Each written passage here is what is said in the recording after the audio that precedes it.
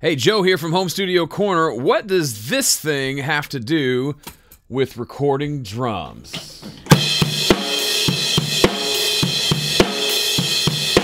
This week I recorded drums for a new EP. I won't be showing a lot of that on YouTube because I'm using it for a new course that'll be out in a few months. So sorry, I'll talk about it some, I'm sure, but I had to show you this because this was super fun. So the way we set up drums, it was me playing guitar into the 11 rack right there, and then Joel Bazaire, my brother-in-law, on bass over here. So we ran DI from his back of his bass head into the mixer, ran another speaker cable out to the garage, and put a mic in front of the speaker cabinet and mic'd both of those.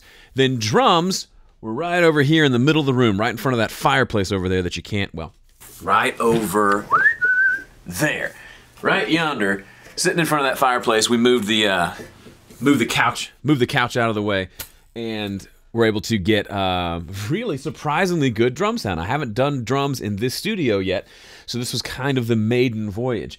One thing I knew I wanted to do from the beginning was to utilize this stairwell that I have over here. It's probably about, I don't know, 15 to 20 feet high, and when you're walking down the stairs, when your head is still above the opening, so when it's just in kind of the big rectangular area at the top, you always hear this big, huge sort of reverb sound.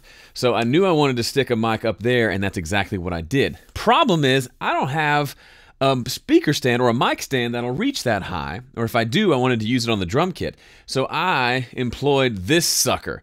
This is one of those light bulb changer things. It telescopes out about 12 feet. So it's about this far away. So I took this, and on the end, it's got this spring and then these little rubber parts.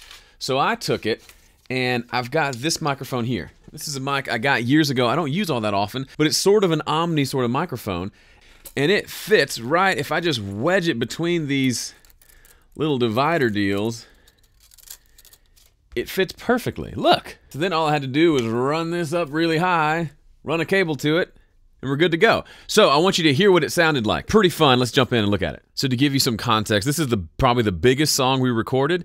Let me just play you everything we recorded. Three electrics, a couple of bass tracks, and a bunch of drums. Here's what that sounds like.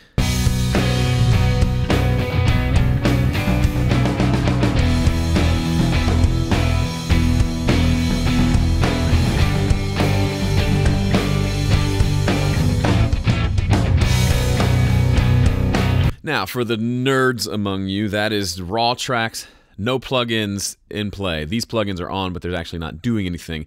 So that is just the raw tracks that we recorded, and I'm super happy with that. And just so you can hear the drums by themselves, here you go.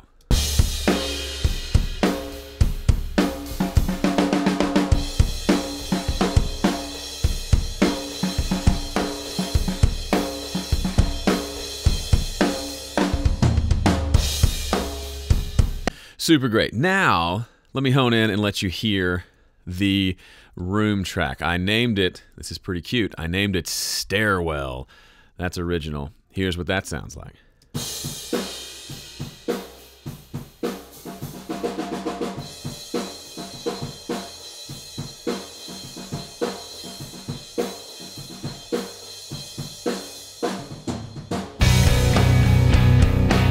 So with some compression, some different EQ, that could be really usable.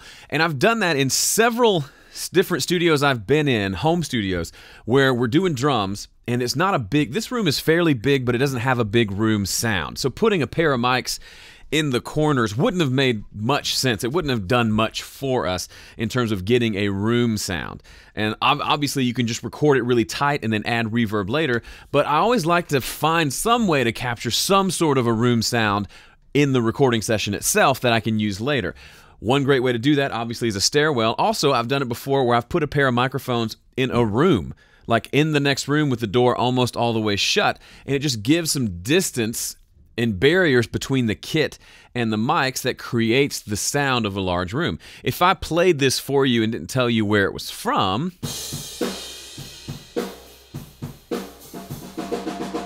you would probably say, I would say, listening to that, yeah, that sounds like a pretty big open tracking room at a nice studio. I picture the drums are over there in the corner. There's a lot of like hardwood floors, big open ceilings, and this mic is way across the room, like 50 feet away.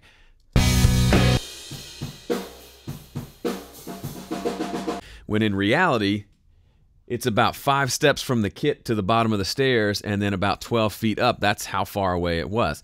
But facing away from the kit, pointing into that crazy place where all the sounds just go nuts together, ended up being a cool sound. I wasn't sure it was gonna be, but it did. Okay, so that's it for my weird random use household equipment to get good drum recordings episode. If you like recording and you want a free cheat sheet, a PDF that you can download right now that'll help you get better recordings, it's got 12 different habits that you can focus on that'll make you a better recorder, or recordist, which will also make you a better mixer because one feeds into the other. Check it out at recordingcheatsheet.com, and thanks so much for watching. I'll see you later. Bye.